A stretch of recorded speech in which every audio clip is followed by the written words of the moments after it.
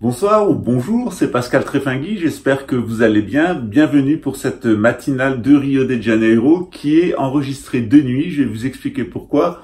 Comme vous le savez, j'ai eu un passage de grippe avec un syndrome respiratoire. Donc je pense que j'ai attrapé le coronavirus, mais donc ce mardi, ou le jour où donc vous allez recevoir cette vidéo, je vais donc faire des examens à l'hôpital. De toute façon, je dois y aller parce que, comme vous le savez, j'ai eu un cancer, j'ai une poche de colostomie et donc je dois faire des vérifications assez souvent, nettoyer à l'intérieur, etc. Donc j'ai toujours de temps en temps une journée d'hospitalisation. Donc mercredi, je n'en suis pas encore certain à l'heure où j'enregistre cette vidéo, mais sans doute mercredi, il n'y aura pas de matinale. J'ai beaucoup travaillé ces derniers temps, donc ça me fera pas de mal d'avoir un jour de relâchement. Donc je vous remercie pour votre présence une fois de plus. Je vous demande de liker, alors non pas par vanité personnelle, tout simplement parce que plus vous mettez de likes et plus ma vidéo sera proposée par l'algorithme de YouTube. Donc aucune vanité personnelle. Quand il y a des dislikes, eh bien ça équilibre les deux et YouTube le propose moins, tout simplement. Ça veut dire que quand on est à environ entre 95 et 97% de likes, des fois sur certaines vidéos je suis à 99%, ça veut dire que ma vidéo elle va être proposée à plus de personnes. Donc c'est pas par vanité personnelle, c'est tout simplement pour pas être égoïste. La plupart d'entre vous, vous êtes venus sur cette chaîne parce que c'est YouTube qui vous l'a proposé. Et donc, il s'agit aussi de partager avec les autres. Vous pouvez liker donc pour cela, mais vous pouvez aussi partager sur les réseaux sociaux. Vous pouvez me suivre sur Instagram au cas où ma chaîne soit censurée. Vous pourrez donc retrouver ma nouvelle chaîne sur Instagram. Les anciennes vidéos ne seront pas remises en ligne, ça sera seulement des nouvelles vidéos. Ça m'est égal d'écraser ce qui a été fait avant. De toute façon, on a assez de créativité dans notre équipe et on a assez de choses à dire pour pouvoir repartir à zéro avec une nouvelle chaîne. Au contraire, on repartirait avec un autre public. Donc, quelle que soit la situation, de toute façon, on s'adaptera et on continuera notre mission qui est celle de vous informer sur la synarchie et tout simplement de vous exposer notre point de vue qui est ni nationaliste, ni internationaliste, ni supranationaliste, c'est-à-dire supranationaliste, nouvel ordiste. Et nous, on vous dit la vérité sur la théorie de la conspiration telle qu'elle a été, donc non pas la théorie de la conspiration, mais la doctrine de la conjuration telle qu'elle a été expliquée par Serge Monast, démasquée par le père Jean-Paul Régimbald au Canada, puis aussi d'autres auteurs comme René Guénon, Julius Evola et d'autres auteurs traditionnels, Léo Chaya, Fridtjof Schwann. Ils ont tous parlé à un moment ou à un autre de cette fin des temps, cette fin du temps de l'Occident, qui irait vers son châtiment et où apparaîtrait une anti-tradition et une contre-initiation. Donc tout ça c'était annoncé. Tout ce qu'on fait, c'est apporter notre point de vue, le point de vue synarchique, comme on l'a fait à chaque grande crise.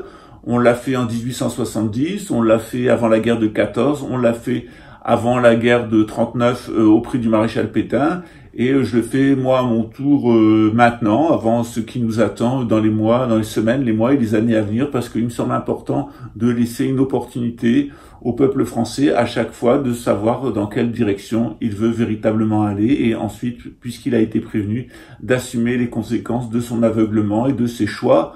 Je rappelle que les Français, c'est quand même des gens qui ont mis au pouvoir Emmanuel Macron en sachant qu'il était fondé de pouvoir de la banque Rothschild et Nicolas Sarkozy en sachant ses origines sociales, familiales et son lien avec la famille Bush. Donc voilà. Et voilà. Donc après, voilà. Quand ça tombera, il faudra pas pleurer. L'attachement à la République, au nationalisme, à la gauche, pour beaucoup de Français d'ailleurs au sionisme et à la mondialisation. Alors non pas la mondialisation en tant que telle, mais le mondialisme tel que l'a bien expliqué le chercheur français universitaire Pierre Hillard. Ben, ça sera tant pis pour vous, on vous aura prévenu.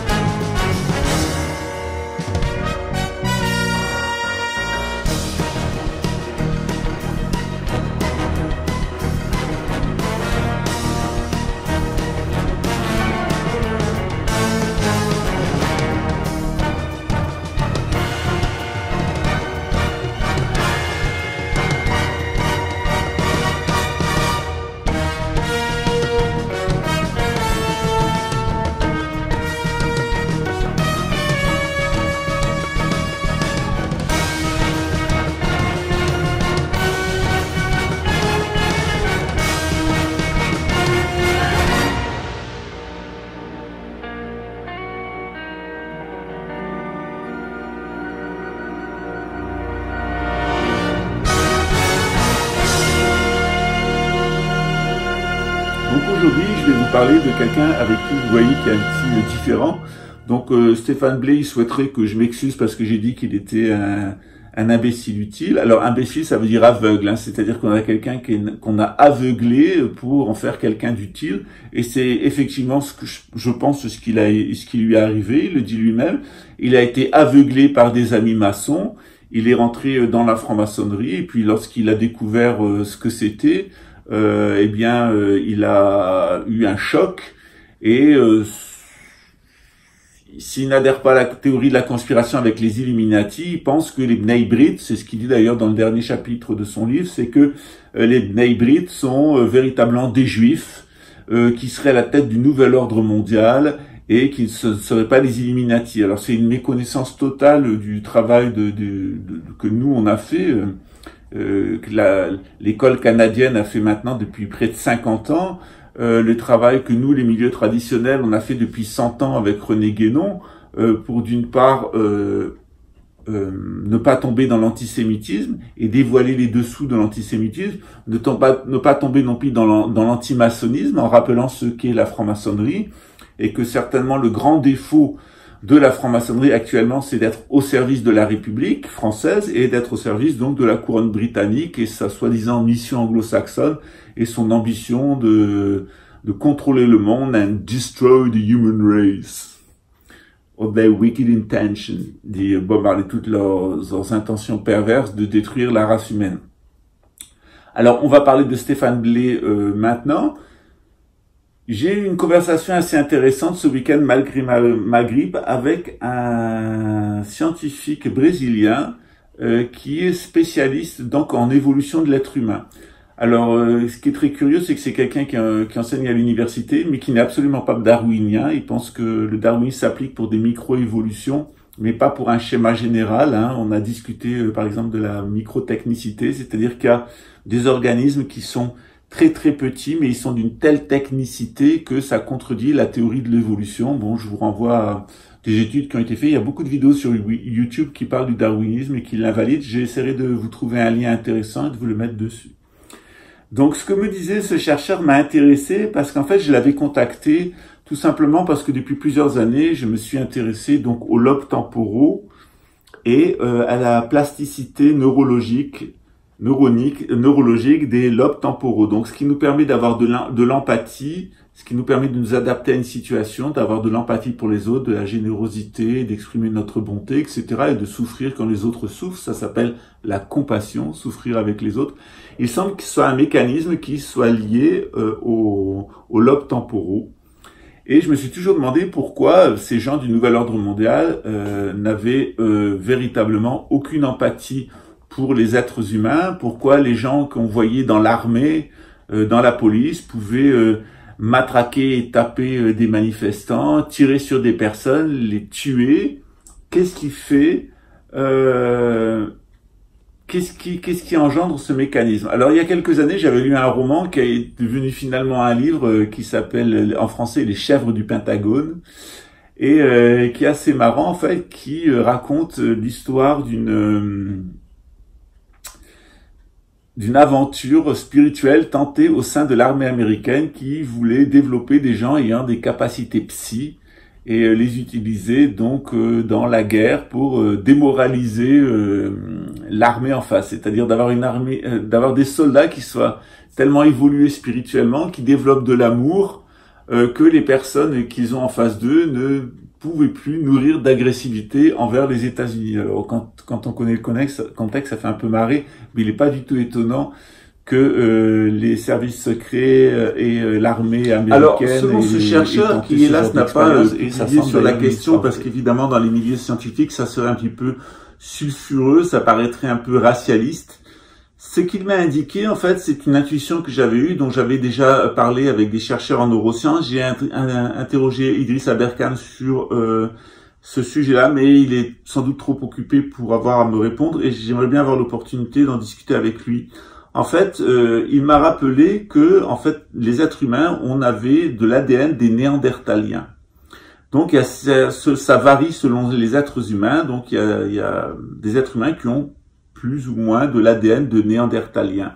Et mon idée, en fait, c'était que, vu leur masse imposante, leur comportement, leur consommation très importante de viande et leur adaptation pour chasser des gros gibiers et les tuer, comme par exemple des mammouths, c'était sans doute des êtres humains, forme humaine, qui avaient très peu d'empathie. En fait, c'était mon postulat de base, et je lui ai posé la question, est-ce que certains humains qui ont une absence totale d'empathie, comme par exemple ces militaires des services de psychotronie qui torturent des gens à distance, qui provoquent des accidents, qui les tuent dans les sarcasmes et tout ce que j'ai décrit dans mon livre sur la psychotronique, parce que rentrer dans le domaine du renseignement, si vous voulez voir des gens qui sont d'une démence, d'une perversité, d'une possédée diabolique, allez dans ces milieux-là, c'est des milieux où règne...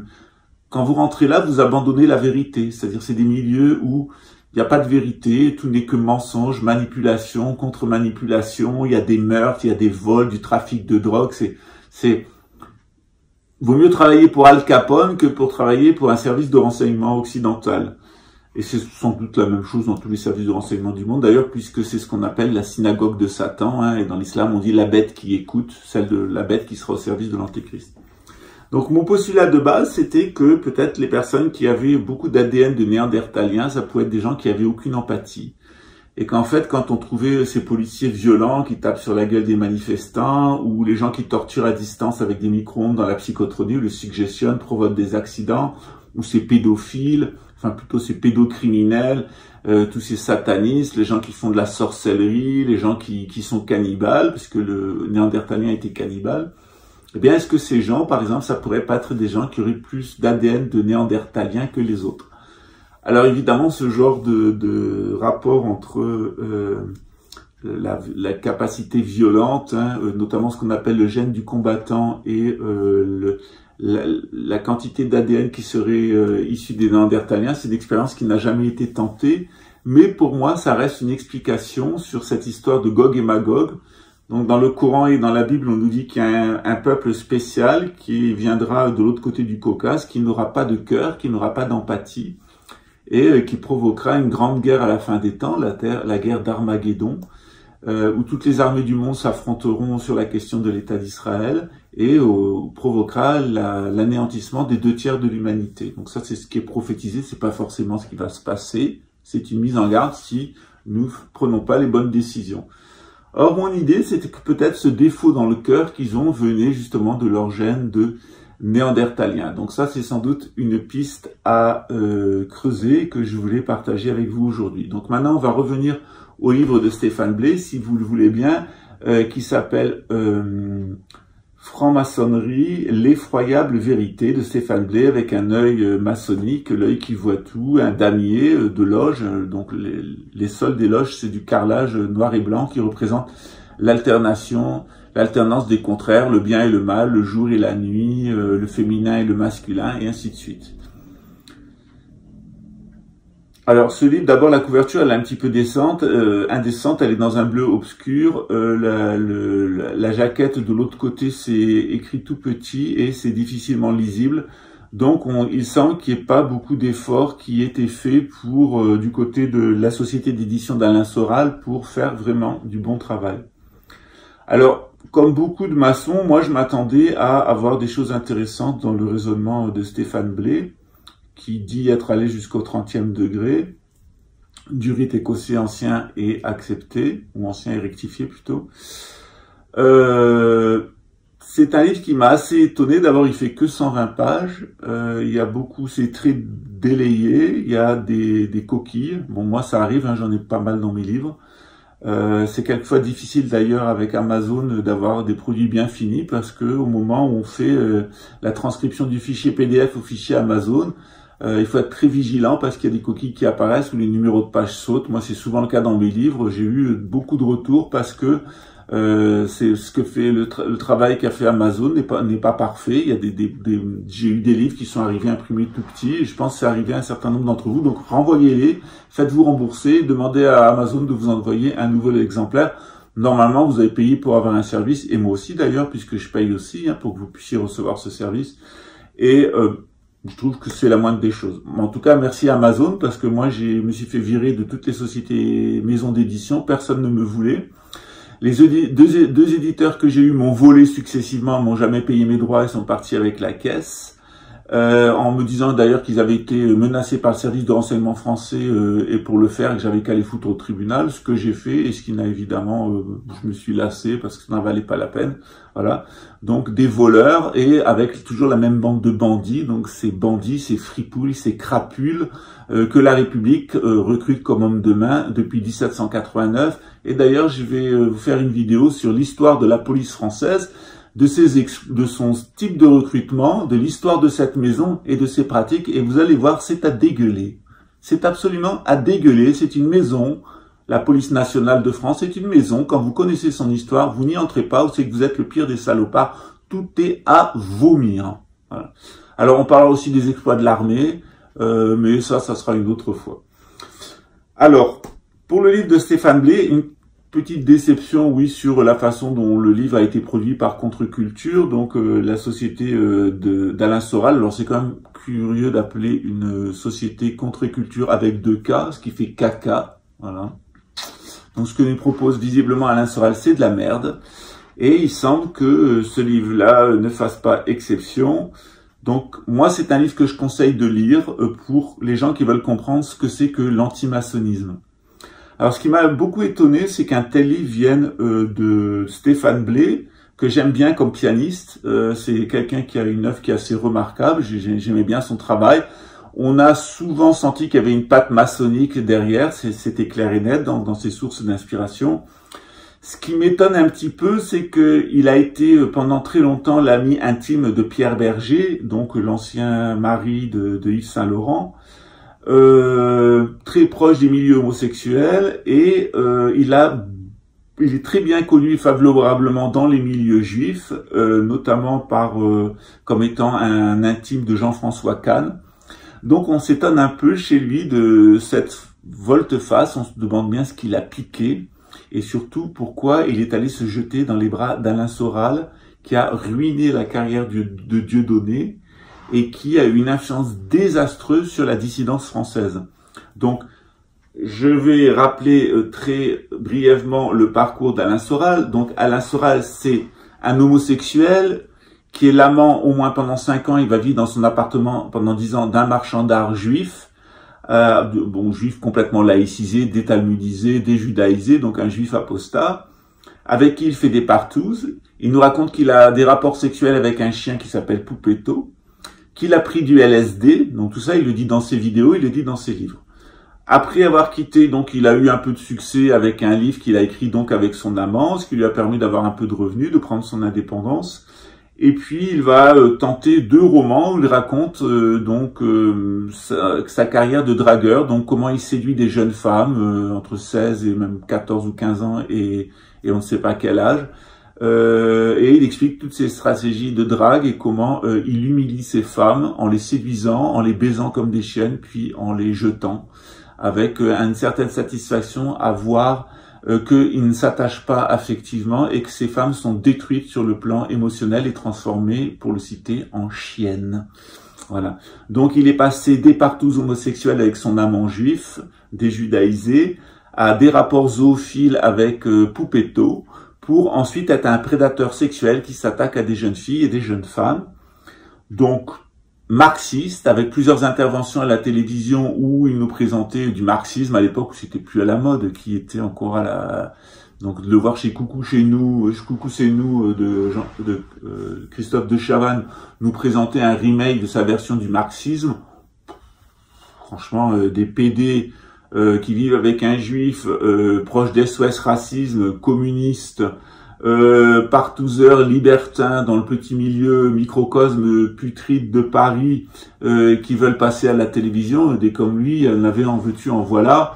Il faut savoir que le père d'Alain Soral, contrairement à ce qu'il dit, c'était un escroc qui est allé en prison de longues années, je pense 10 à 15 ans, pour de très graves faits d'escroquerie. Donc il présente ça en disant que son père n'a pas arrêté de décliner et puis la famille a perdu de l'argent et que son père était notaire. En vérité, son père était conseiller juridique et il a escroqué ses clients et a fait 15 ans de tôle. Donc, quand on m'a parlé d'égalité et réconciliation en disant qu'il y avait un nouveau dissident qui était Alain Soral, qui était proche des milieux nationalistes français, qui discutait avec des royalistes, qui s'orientait vers la théorie de la conspiration. Bon, on m'a dit il y a quelqu'un qui fait ça, ça et ça. Je dis bon, ben quelqu'un qui s'intéresse pas à la théorie de la conspiration, mais enfin à la doctrine de la conjuration, ça serait pas mal. Bon, je me suis dit, il y a de grands intellectuels en France sur le mondialisme, comme Pierre Hillard et d'autres écrivains, des guénoniens notamment. Ça serait intéressant qu'il y ait quelqu'un d'un peu médiatique qui prenne ça et puis qui présente notre opinion devant le peuple français, mais sans antimaçonnisme et sans antisémitisme. Et c'est absolument pas ce qui s'est passé, tout simplement parce que quand j'ai appris que c'était Alain Soral, j'ai su qu'on allait à la catastrophe parce que je connaissais son passé, je connaissais le personnage, notamment son passage de toxicomane, d'héroïnomane, et c'est très certainement encore maintenant quelqu'un qui est sous butex, hein, c'est assez visible quand on le regarde, et les crises qu'il pique. Alors on peut faire des coups de gueule. Moi je fais des coups de gueule de temps en temps. J'ai rien contre les gens qui font des coups de gueule et qui disent des gros mots. Ça fait partie de la mythologie virile française. Alors quand on m'a expliqué donc que c'était Alain Soral, j'ai dit vous allez voir, il va vous amener dans ses fantasmes. Il va régler les comptes avec son ancien amant juif qui l'a déçu. Il va régler ses comptes avec la franc-maçonnerie parce qu'il a été blackboulé en 2006 ou en 2000, je sais plus. Mais il avait déjà essayé plusieurs fois de rentrer. Il avait toujours été blackboulé parce que tout le monde l'avait noté comme toxicomane, héroïnomane, et donc personne n'en voulait, dans aucune loge, dans aucune obédience. Donc on savait d'avance que ça allait aller à la catastrophe, et on se demandait qui y avait derrière. Alors quand j'ai su que derrière il y avait l'avocat Péninck, hein, qui poursuit tous les gens qui disent la vérité, et qui me poursuivra sans doute, hein, comme il a poursuivi tout le monde, on s'aperçoit qu'il est près d'un oligarque israélien richissime et aussi près des milieux donc autour de Vladimir Poutine, donc ces juifs sionistes qui veulent un sionisme multipolaire qui sont autour de Vladimir Poutine. Donc, agent du Mossad ou agent du FSB, c'est la question qu'on s'est posée sur Alain Soral, alors soit conscient, soit inconscient. Est-ce qu'il tapinait pour le Mossad comme le Front National, hein, qui est complètement inféodé au sionisme. D'ailleurs, Marine Le Pen a reçu a eu l'honneur et l'avantage d'être reçue par la famille Rothschild à New York, puisqu'elle était en couverture comme Adolf Hitler et Joseph Staline de la revue Times Magazine. Et donc je me suis dit bon, c'est encore un produit des milieux sionistes, hein, qui ont toujours financé toutes les formes de nationalisme. Alors je savais que ça irait à la catastrophe. Ça a été tellement à la catastrophe que il y a quelques jours, il y a un groupe qui se réclame d'Alain Soral et qui avait fait ses stages paramilitaires à Papa en forêt de Fontainebleau, qui avait des armes de guerre, des munitions et qui était prêt à commettre des attentats terroristes contre des synagogues et contre des temples maçonniques, comme ça a été le cas à, je crois que c'est à Tarbes, où une loge maçonnique a été, j'ai dit quelquefois lui, mais je crois que c'est Tarbes, où une loge maçonnique a été attaquée par des Soraliens qui étaient gilets jaunes. Donc, j'étais un peu déçu en rentrant dans l'ouvrage de Stéphane Blé, parce que je le connaissais comme compositeur, je l'aimais bien, c'est quelqu'un envers qui j'avais une certaine tendresse même, et j'avais plusieurs de ses disques, de ses CD. Je trouvais que c'était vraiment un super pianiste, et puis je savais qu'il était franc-maçon, je voyais des influences maçonniques dans son œuvre, bon, je me suis dit, bon, après tout, voilà, tout en sachant que le milieu maçonnique Paris est complètement putride, puisqu'il est complètement inféodé à la République française au service de la couronne britannique. Donc il faut savoir que le tout Paris maçonnique, ce milieu interlope maçonnique parisien, qui tapine pour la République française, est en fait intégralement payé par le mouvement sioniste et donc par la couronne d'Angleterre et par la CIA. Donc ce sont vraiment des agents doubles, hein. Donc voilà, donc pas vraiment patriotes, quoi, hein, les milieux nationalistes français qui ont collaboré avec l'Allemagne nazie, qui auraient collaboré avec n'importe quelle autre forme de nationalisme plus puissant que le leur, et qui collaborent avec le nationalisme israélien évidemment, puisqu'en sous-main, je vous l'ai dit, pour Péninck et beaucoup de gens du Front National, on trouve des oligarques israéliens, puisque la tendance des Illuminati, en particulier des Rothschild, c'est de financer tous les partis afin d'être toujours gagnants. Donc c'est comme les gens qui allaient recevoir des enveloppes chez les Bettencourt. Alors vous savez, mon cousin Patrick Segon Donc on est lié à Louis II, le traducteur de la Bible. Donc mon cousin était le médecin, interne des hôpitaux de Paris et travaillait à l'hôpital européen Georges Pompidou, et il a été le médecin personnel de Monsieur Bettencourt jusqu'à son décès. Donc Patrick II, il est décédé l'année dernière ou il y a 2 ans. C'est un type remarquable que j'aimais beaucoup, d'une très grande gentillesse. Et d'ailleurs la famille Bettencourt comme ça. Sauf que la famille Bettencourt a arrosé tous les partis politiques, de Georges Marchais en passant par Nicolas Sarkozy et tout ce qu'il y avait comme classe politique française, y compris lutte ouvrière.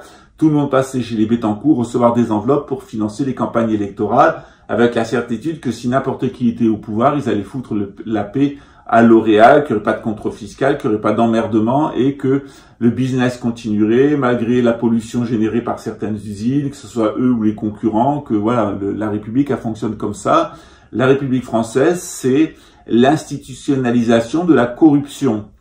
La République française est née d'une corruption menée par la couronne britannique et la Banque de Londres, qui a financé tous les grands révolutionnaires français, qui a financé les loges maçonniques françaises parce qu'elles étaient inféodées à la couronne britannique, pour détruire la monarchie française et imposer la République et liquider l'héritage de 1000 ans, le millénaire capétien, donc qui avait duré 1000 ans en France, en liquider l'héritage et en ruinant la France, en asservissant les Français, en les détruisant, les exterminant de toutes les façons pour faire disparaître notre religion, le catholicisme, pour faire disparaître notre culture, la culture française, et faire disparaître notre peuple. Donc oui, la franc-maçonnerie de ce petit milieu interlope de Paris, elle est à 99% des agents au service du sionisme international de la couronne britannique. Donc c'est triste pour Stéphane qu'il soit arrivé au 30e degré pour s'en apercevoir, sauf que en rencontrant Alain Soral, donc en sortant du milieu qui était le sien, c'est-à-dire de ces milieux d'homosexuels, de gens des arts et des théâtres qui financent tout le monde, comme Pierre Berger ou Jean-François Kahn, ils sont allés se commettre avec quelqu'un comme Alain Soral. C'était la pire chose qui pouvait arriver à Stéphane Blais. Pourquoi? Parce qu'Alain Soral était profondément antisémite pour des raisons personnelles et profondément anti-maçonnique pour des raisons personnelles. En même temps, c'est vrai qu'il est un très bon patriote suisse, avec un père escroc qui a passé 15 ans en prison. C'est vraiment, il est vraiment l'archétype du Suisse, hein, le bon escroc suisse. Et voilà, ça explique une chose, en explique une autre. Alain Soral, c'est aussi les tendances de ce nationalisme français, hein, ce vieux nationalisme français qui date depuis très longtemps, puisqu'il date depuis Philippe le Bel, qui est antisémite, antignose, donc anti-maçonnique, homophobe et xénophobe. Donc on va trouver chez Alain Soral, comme chez Philippe le Bel ou Adolf Hitler, ces 4 tendances, c'est-à-dire un profond antisémitisme, un profond antimaçonnisme, une profonde homophobie, et puis une profonde rejet des étrangers. Alors c'est plus du moins cocasse, puisque Alain Soral a un père suisse, Alain Soral a un passé d'homosexuel et de partouzeur et de drogué, Alain Soral a essayé de rentrer dans des loges, a été blackboulé, et Alain Soral, par sa mère, les 2 Soral, est donc d'origine juive, ashkénaze. Donc vous voyez à peu près à qui vous avez affaire. Donc comme tous ces gens qui se sont déjudéisés et qui sont maintenant en Israël à jouer la partition du nationalisme israélien avec tous les problèmes que ça pose, non seulement pour tout le monde arabe, mais pour la paix mondiale, vous avez quelqu'un qui est dans la haine de lui-même, haine d'être juif, haine d'avoir été influencé par les milieux maçonniques où de toute façon il a été élevé et dans lesquels il voulait aller comme papa, haine des homosexuels qu'il est et haine des étrangers puisqu'il est un étranger. Donc chez Alain Soral, qui s'est drogué, qui a tombé dans la sensualité, dans la déchéance la plus totale en tant qu'être humain, qui a même été un marxiste. Pour moi, c'est le comble de la déchéance intellectuelle, c'est d'être un marxiste. Hein. C'est peut-être même pire que d'être sioniste, puisque on devient sioniste que si on est passé par le marxisme. Donc il était prêt à être sioniste, ce que par une volte-face, sans doute il n'a-t-il pas eu assez de succès à gauche, il s'est tourné à la droite pour faire son SOS facho, faire sa maison d'édition, être la petite star, etc., avoir de l'audience. Donc tout le parcours d'un pur produit du MK Ultra, hein, complètement défragmenté et possédé, avec des identités multiples, etc. Il y a plusieurs Alain Soral. Il a maintenant 61 ans. Je pense que sa place, elle est dans un hôpital psychiatrique ou en tout cas dans la section psychiatrique d'une prison. Donc hélas pour Stéphane Blais, qui était quelqu'un de remarquable, il s'est laissé polluer par cet antisémitisme. Pourtant, il connaissait bien les milieux juifs parisiens, notamment les milieux apostats du judaïsme. Alors je le soupçonne de ne jamais avoir rencontré des gens qui respectent véritablement la Torah, qui sont des juifs authentiques, mais plutôt d'avoir fréquenté des déjudaïsés sionistes comme Jean-François Kahn ou des gens des milieux interlopes et richissimes comme Pierre Berger. Donc dommage pour lui, il a rencontré la mauvaise personne. D'ailleurs, il y a des choses qui sont très surprenantes dans le livre de Stéphane Blé que j'ai lu, ce qui est le cas de peu de personnes. C'est un livre d'environ 120 pages qui est pas très bien écrit, dans lesquels certes il y a des coquilles et il y a des choses qui, en tant que maçon, m'ont fait un petit peu sourire. Par exemple, il cite Aleister Crowley qu'il présente comme un grand penseur de la tradition, au même titre que René Guénon et Julius Evola. Alors, je ne sais pas s'il a déjà lu les commentaires de René Guénon sur Aleister Crowley, qui était un magicien noir, pédéraste, pédocriminel, sataniste jusqu'au trognon, une pourriture. D'ailleurs, Winston Churchill, qui était lui-même une sacrée pourriture, a dit de Aleister Crowley: c'est la pire pourriture que je n'ai jamais rencontrée de toute ma vie. Cet être humain est l'incarnation même de l'abjection. Donc, drôle de modèle pour un maçon et drôle de modèle qu'Aleister Crowley, puisqu'il est connu pour s'être fait appeler The Beast, c'est-à-dire la bête, c'est-à-dire l'antéchrist, et d'être un bisexuel, amateur de partous, de sorcellerie, d'opium, en tout genre, qui a été impliqué dans des rituels de sacrifice d'enfants et qui était un détraqué, un malade mental notoire, agent double, travaillant pour plusieurs pays. Donc, drôle de modèle. D'autre part, il semble que Stéphane Blé fasse mention de son appartenance à des groupes, à des sectes ésotériques qui sont directement satanistes, comme l'Auto, par exemple, ou la Golden Dawn, qui sont connus pour étant des groupes satanistes directement reliés à la couronne d'Angleterre. Donc, on se demande bien ce qu'il est allé foutre là, alors qu'il est décidé d'en sortir de faire volte-face en critiquant la monarchie, en critiquant la franc-maçonnerie. Pourquoi pas? Peut-être n'a-t-il jamais rencontré la véritable maçonnerie. Il y a une loge à Paris qui s'appelle la Grande Triade, qui est une loge complètement guénonienne, avec un travail véritablement opératif, et je l'invite par exemple à aller les voir. Alors, qu'est-ce qui lui a pris? Quel est le dessous de cette affaire? Pourquoi il s'est retrouvé dans cette situation avec des condamnations judiciaires, devoir fuir à l'étranger pour échapper à la justice, ne même pas pouvoir retourner en France pour voir sa maman qui est malade parce qu'il a peur d'être arrêté? Il y a sans doute un mystère et c'est pour ça que Jim le Réveilleur m'a proposé un live avec Stéphane Blé et j'aimerais bien qu'il éclaircisse sa question puisqu'il ne l'aborde pas dans son livre. Pourquoi a-t-il décidé de quitter la maçonnerie de cette façon-là? Pourquoi a-t-il été en contact avec Alain Soral? Et pourquoi, lui qui est un homme intelligent et brillant, qui a tout mon respect, pourquoi est-ce qu'il s'est retrouvé dans ce que je disais de lui-même, dans le rôle de l'imbécile utile? C'est-à-dire de quelqu'un qui a été aveuglé par un groupe de maçons, qui est allé dans les pires éléments de l'ésotérisme français, et même dans l'ésotérisme anglo-saxon, au service du satanisme et de la couronne britannique, pour après faire cette volte-face où il jette le bébé avec l'eau du bain, c'est-à-dire il condamne toute la franc-maçonnerie qu'il dit satanique, complètement inféodée au Bnei Brit. Alors il met les Bnei Brit au-dessus, à la place des Illuminati. Alors quand on connaît un peu l'organigramme du Nouvel Ordre Mondial, notamment celui qui a été parfaitement décrit par le père catholique Jean-Paul Régimbald à Québec il y a déjà maintenant 50 ans, on ne peut que sourire. Évidemment, ce n'est pas sérieux. Il s'est laissé convaincre par les affabulations et les délires d'Alain Soral, parce que je pense qu'à la base, Alain Soral, c'est un délirant, c'est un grand délirant qui a été utilisé par Péninck et derrière cet oligarque israélien et les milieux russes du FSB pour créer la situation qu'on a là en France, c'est-à-dire une grande sympathie des nationalistes français envers les nationalistes russes qui ont financé la campagne de Marine Le Pen, et une grande sympathie envers des nationalistes français pour la thèse de Alexander Dugin, qui n'est autre que la même thèse que celle d'Hitler, et des nationalistes français d'avant 1939-40. C'est la même doctrine que celle d'Alain Soral et des nationalistes à côté de lui. C'est que, comme ils se sont vendus à Hitler, ils se vendent à Poutine. Or, Poutine ne cache pas ses intentions. En tout cas, Alexander Dugin, son maître à penser, Poutine a réalisé tout son programme. Il veut que la Russie envahisse l'Europe occidentale, détruisent la civilisation libérale occidentale et la modèle sur le schéma russe, en particulier la France.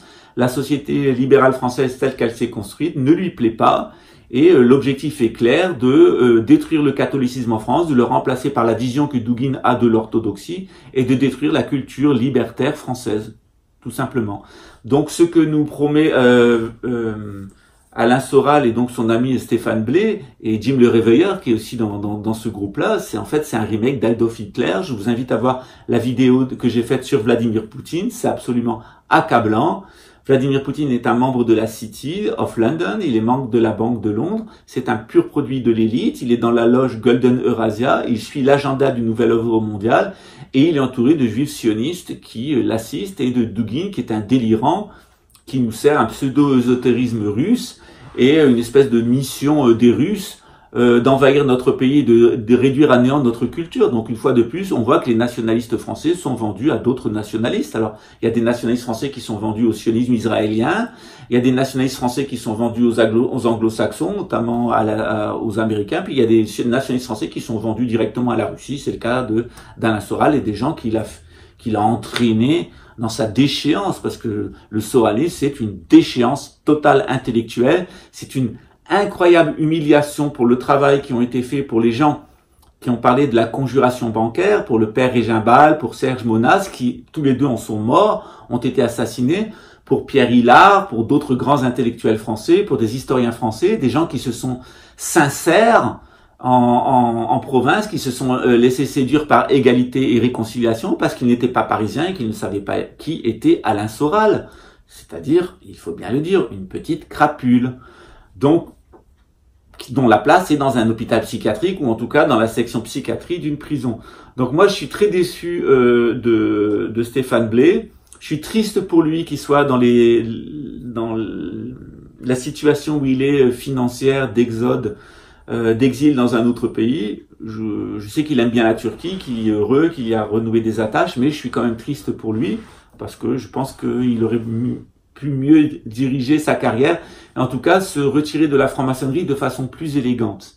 C'est-à-dire que il pouvait aller voir des gens sérieux, des traditionnistes, des guénoniens, des gens de la grande triade. On l'aurait aidé à sortir de la forme de maçonnerie dans laquelle il s'est laissé compromettre, dans ce satanisme, dans ce milieu interlope du maçonnisme parisien au service de la couronne britannique, du nouvel ordre mondial et du projet sioniste. On aurait profité de son savoir en matière de franc-maçonnerie, de sa vivacité d'esprit, de son intelligence et de sa culture et de ses talents de musicien. Et il y avait tout à fait des loges qui sont complètement traditionnelles, des milieux traditionnels qui auraient été contents de le recevoir. Ici au Brésil, il y a des gens à São Paulo, qui ont invité Alain Soral comme spécialiste de René Guénon et d'Evola, et ils ont tout à fait compris à qui ils avaient affaire. Il est reparti à coups de coup-de-pied dans le cul. J'ai discuté avec les personnes de São Paulo qui l'avaient fait venir, et c'est un immense regret. Évidemment, ils sont tombés sur un imposteur. Alain Soral est un imposteur venu de l'extrême gauche, des milieux apostasiant le judaïsme, qu'il a fait lui-même. Un père escroc, une mère qui n'assume pas sa judéité, complètement dans le milieu du spectacle, de ce milieu interlope de la nuit parisien, des partous, etc., de la drogue, etc. Donc, je n'arrive pas à comprendre comment autant de personnes ont pu se laisser séduire par le discours d'Alain Soral, qui était d'ailleurs un discours à géométrie variable. Il s'est fâché avec tout le monde, personne n'est resté autour de lui, sauf les gens qui ont un intérêt financier, soit avec alors la non-assurance, qui a été un échec, qui est une escroquerie. Il y a d'autres escroqueries financières qui ont été montées autour de Soral, Dieudonné, de toute cette bande, et ils ne valent guère mieux que les gens qu'ils dénoncent et qui font des escroqueries et qui ensuite vont se réfugier en Israël. Et on va voir d'ailleurs ce qui va advenir d'Alain Soral. Alors, bien triste que des intelligences vives se laissent séduire par la partie la plus pourrie de la franc-maçonnerie, que après ces gens-là rentrent en lutte contre la franc-maçonnerie et veulent la détruire et l'humilier, et ça détruit le travail qui est fait par les francs-maçons qui sont vraiment des traditionnistes et qui sont sincères, et ce genre de comportement qui génère de l'antisémitisme, de l'antimaçonnisme primaire, c'est complètement contre-productif, mais il fallait rien attendre de mieux des milieux nationalistes français qui, je dois la rappeler, sont des milieux de traîtres. Donc, les nationalistes français n'ont jamais été des patriotes, ils ont toujours été financés par la couronne britannique pour détruire notre pays. Donc, il serait un grand temps d'ouvrir les yeux sur les nationalistes. Alors, Jim m'a dit, je suis pas nationaliste, je suis souverainiste, pour moi c'est le peuple français qui est souverain et qui a le droit de conserver sa culture, sauf que ça se passe pas comme ça. Si on parle de souverainisme, ben c'est la souveraineté de la nation française, et à partir du moment où on dit nation française, on exclut l'Église catholique et on exclut la noblesse, c'est-à-dire qu'on est dans un système républicain, un système laïque, et ce système laïque, il est maçonnique, il est opposé au catholicisme, il est opposé à la couronne de France, il est au service de la couronne d'Angleterre et de son projet dément de faire Israël. Donc, quand on est un véritable patriote, on ne peut pas être nationaliste, on ne peut pas être souverainiste, parce que si on est souverainiste, c'est qu'on est nationaliste, et que si véritablement on aime la France, on doit comprendre que la France, elle a besoin de la religion catholique, ou en tout cas d'une religion structurée qui a fabriqué l'âme française. On a besoin de la noblesse française qui sera la gardienne du trésor, de l'intégrité nationale, de nos intérêts, de l'intérêt de tout le monde. Et on a aussi besoin du peuple français, c'est-à-dire le peuple des producteurs et le peuple des salariés, parce que ensemble, c'est eux qui créent les conditions matérielles de notre existence en France. Hélas, le clergé s'est retiré, la noblesse a disparu, a été exterminée. Nous étions 15 700 familles nobles, nous sommes 2600 maintenant. Donc nous avons été exterminés et dépossédés par la République française, la République que défend Alain Soral, notamment. Et cette République qui nous a dépossédés a fait croire au peuple qu'il n'avait pas besoin ni du clergé ni de la noblesse, qu'il était souverain. Et ce peuple a été complètement sacrifié sur l'autel de la nation, sur l'autel de la souveraineté populaire française. Ça a donné la guerre de 14, ça a donné d'abord les crimes de la Révolution française, les grandes guerres de l'Empire, ça a donné l'extermination des Français en 1914 et puis ensuite les horreurs de 1940 et on nous en promet de nouvelles. Donc souverainiste jamais, nationaliste jamais, marxiste jamais et sioniste je ne le serai jamais. Alors ça me fait bien rire quand on me dit que je suis un agent du sionisme et que je suis payé, ça me fait bien rire parce que effectivement si j'avais pas ma famille pour soutenir mon travail intellectuel, je serais clochard et je serais à la rue. Alors ça me fait toutes les choses qui sont projetées sur moi m'ont fait bien rire quand on dit Pascal pété de thunes ou Pascal agent du sionisme payé pour Israël. Véritablement, vous avez à peu près le niveau des personnes qui veulent être mes contradicteurs et qui montrent qu'en réalité, à part des invectives, ils sont pas au niveau. Ce que j'ai dit de Stéphane Blé, j'ai jamais dit qu'il était un connard, un con, etc. J'ai dit qu'il était un imbécile utile, qu'il prenne un dictionnaire. Imbécile, ça veut dire aveugle, c'est gloss, celui qui est aveugle, et utile, c'est-à-dire quelqu'un qu'on a aveuglé et utilisé. Et c'est exactement le cas de Stéphane. Je pense qu'il a été aveuglé par des francs-maçons pour entrer dans les partis qui étaient les plus sulfureuses de la franc-maçonnerie et bien éloignés de la tradition. Et ensuite, il a été aveuglé de la même façon par Alain Soral, son antisémitisme et son anti-maçonnisme. Et c'était la pire chose qui pouvait arriver à Stéphane. Et on lui souhaite, au contraire, moi je lui souhaite de revenir en France, de se réconcilier avec la franc-maçonnerie, de présenter ses excuses aux maçons, de payer ses amendes, de revenir en France s'occuper de sa maman, parce que c'est juste une amende à payer. S'il a besoin d'aide, il a qu'à faire un pot, on l'aidera à payer son amende. Il y a plein de personnes qui sont généreuses et qui apprécient le talent de Stéphane, et on serait tout à fait d'accord pour le faire. Son talent, il peut tout à fait être utile au Brésil, qui est, contrairement à la Turquie, qui est une république sortie de l'Empire ottoman. Ici, même si on est en république, on vient de sortir de l'Empire français, la culture française est quand même plus enracinée ici qu'en Turquie. Il peut tout à fait trouver sa place ici et en tout cas ses talents seraient reconnus et les Brésiliens seraient tout à fait satisfaits. Les milieux artistiques brésiliens seraient aux anges d'avoir quelqu'un de la pointure de Stéphane Blé. Et d'ailleurs ici dans les milieux maçonniques brésiliens, il pourrait retrouver son travail en loge et avoir une toute autre vision de la franc-maçonnerie, parce que je dois dire, et il est vrai, en lui lisant ce livre, on s'aperçoit que son expérience de la franc-maçonnerie, elle est désastreuse, puisque la franc-maçonnerie qu'il a fréquentée, elle est en contact avec la couronne britannique, avec le satanisme, son projet de sionisme international. Donc je l'invite à découvrir une autre forme de maçonnerie qui est authentique, qui est traditionnelle, telle que nous l'avons au Brésil, et qui est bien loin des abominations et des horreurs qu'il a connues.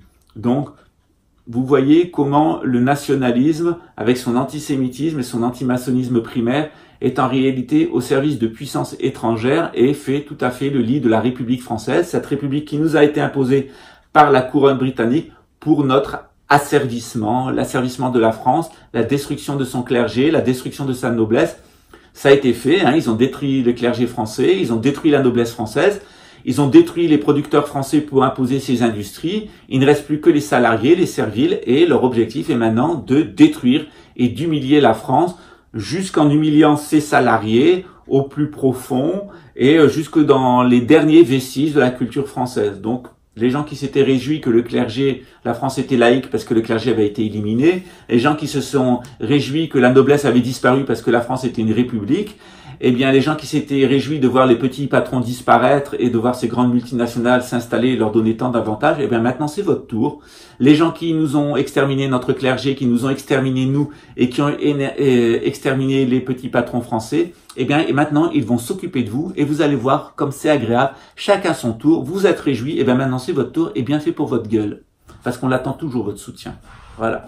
Ceci dit, c'est dit.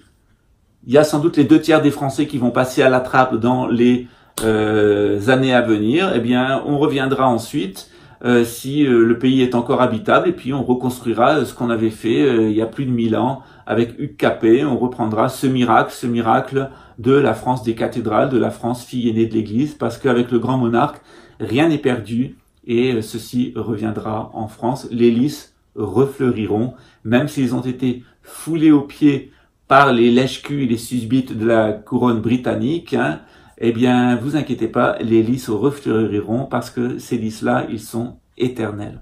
Voilà, c'était Pascal Tréfinguy. J'ai réduit mon rythme, mon débit oratoire, non pas parce que j'ai fait des efforts, mais parce que je sors de la grippe et que je suis encore assez fatigué. Voilà, la matraque reviendra, la mitraillette reviendra sans doute par la suite, mais je vais quand même faire attention à pouvoir être suivi de façon plus agréable. Je vous remercie pour votre audience.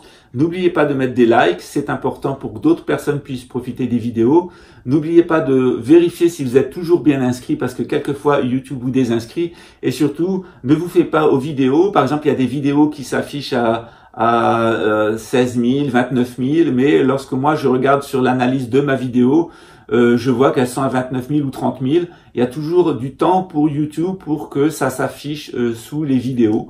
Donc moi j'ai fait le choix, contrairement à d'autres sites, de laisser le nombre de likes et de laisser le nombre de visualisations, mais en même temps, comme disent les Brésiliens, ne vous laissez pas en gagner par les informations de YouTube. D'ailleurs, c'est dans le contrat de YouTube, c'est des informations qui sont tout à fait aléatoires, superficielles et sans fiabilité d'un point de vue numérique. Voilà, je vous souhaite une bonne soirée ou une bonne nuit. Je vous dis peut-être à demain. Sans doute non, mais en tout cas très certainement à après-demain pour un nouveau sujet qui va passionner tout le monde, qui sera le grand monarque. Voilà, à très bientôt. Ciao et merci pour votre audience. Et merci aussi aux personnes qui ont acheté mes livres, puisque maintenant je suis numéro 1 des ventes dans ma section pyramide, mystère, etc. Sur YouTube. Alors ne fantasmez pas, hein, ça correspond pas à des milliers d'exemplaires. Hein. Voilà. Donc je suis pas devenu multimillionnaire, ne vous inquiétez pas. Et de toute façon, les droits d'auteur que je gagne sur mes livres, ils sont reversés à notre temple maçonnique et bouddhiste et ils sont utilisés pour la formation des personnes qui n'ont pas d'argent et pour venir en aide aux personnes qui n'ont pas de vêtements et qui n'ont pas de nourriture. Et il y en a beaucoup dans les environs. Voilà. Je vous remercie pour vos achats. J'espère que mon œuvre littéraire vous intéresse. Je l'ai construit de la façon la plus simple possible afin que n'importe qui puisse lire mes livres. Ça a été volontaire et acté, sans prétention universitaire et intellectuelle. À très bientôt et merci encore.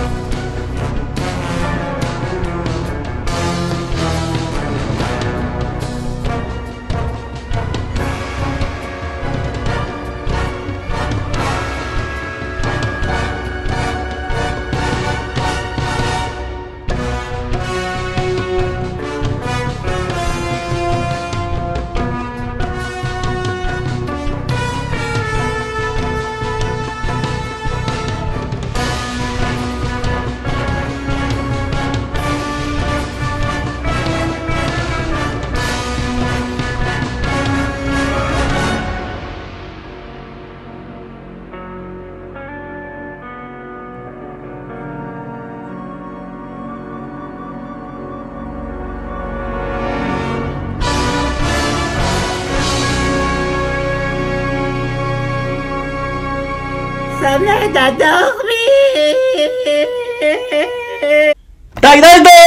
C'est Maurice qui est là, Maurice, te rappelle pas Maurice d'Algérie. On est arrivé en Israël après l'indépendance de l'Algérie. On est arrivé là.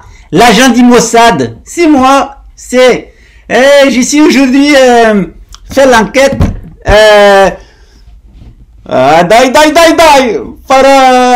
Je voudrais savoir le Trifangui là, Trifangui, non, idiot, pas celui qui parle de la scatologie. Non, l'eschatologie. La scatologie, c'est quand toi, tu es dans la merde. L'eschatologie, c'est quand Israël, il est dans la merde. Est-ce que je veux vraiment ça? Pourquoi moi? Pourquoi ça tombe sur moi? Est-ce que ça vient de moi? Est-ce que je veux vraiment ça?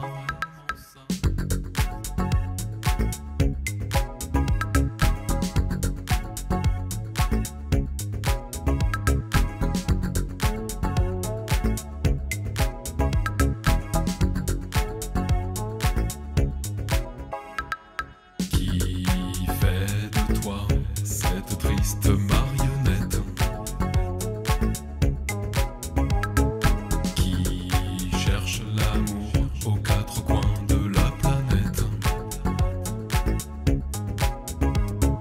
Qui voile en toi la confiance et le bien-être? Qui a peur que tu crois à ce que tu pourrais être? Pourquoi moi? Pourquoi ça tombe sur moi? Est-ce que ça vient de moi? Est-ce que je veux vraiment ça? Pourquoi moi? Pourquoi ça tombe sur moi? Est-ce que ça vient de moi? Est-ce que je veux vraiment ça?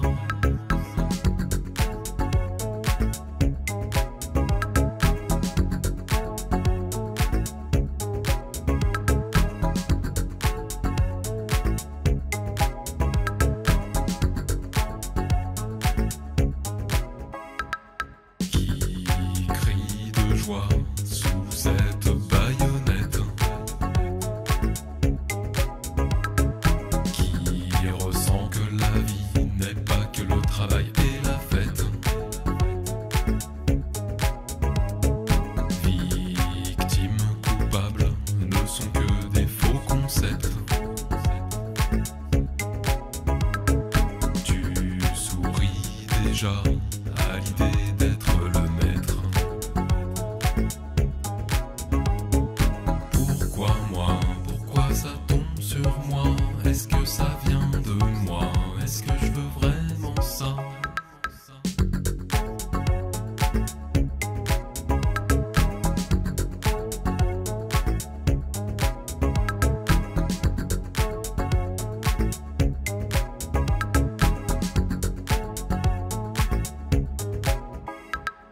Pourquoi moi? Pourquoi ça tombe sur moi? Est-ce que ça vient de moi?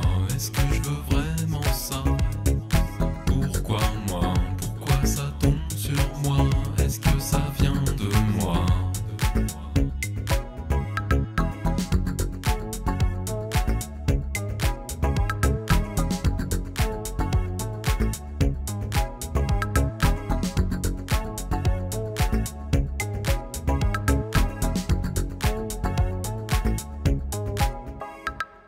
Pourquoi moi?